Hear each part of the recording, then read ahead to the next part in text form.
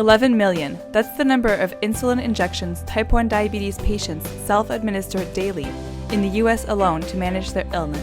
So what causes type 1 diabetes, and why do insulin injections help manage the disease? Type 1 diabetes arises when a person's own immune system mistakenly kills beta cells in the pancreas. Beta cells normally produce insulin in a highly regulated manner to control blood sugar levels. Without them, very high or very low sugar levels cause organ and nerve damage, heart and circulation problems, and without treatment with insulin, death. Insulin has saved millions of lives by turning diabetes from a death sentence to a chronic illness. But even with the best possible insulin administration, glucose isn't perfectly controlled, and patients remain at risk for life-threatening long-term complications, such as kidney loss, blood circulation problems that can lead to amputations or death, loss of vision, not to mention the impact of constant monitoring of glucose, dietary restrictions, multiple daily insulin injections, and side effects on their quality of life.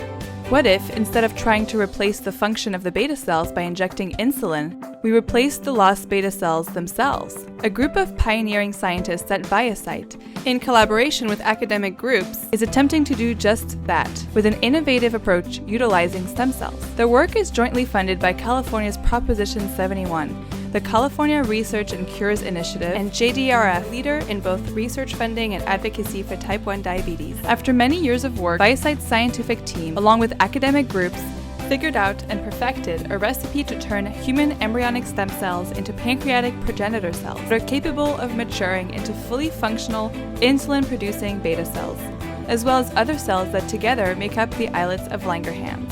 The islets of Langerhans are clusters of cells in the pancreas that produce the hormones responsible for regulating blood sugar.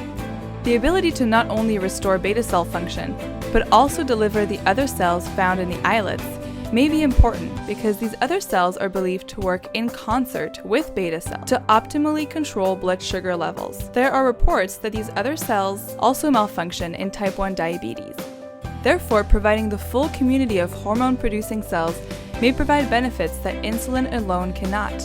In order to deliver these cells into the body, Diabete scientists also engineered an encapsulation system designed to keep immune cells out, protecting the cells inside from destruction while allowing the free flow of oxygen, nutrients, sugar, and proteins.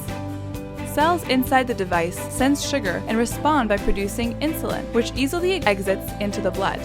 This ingenious system is called the VCO1 product candidate.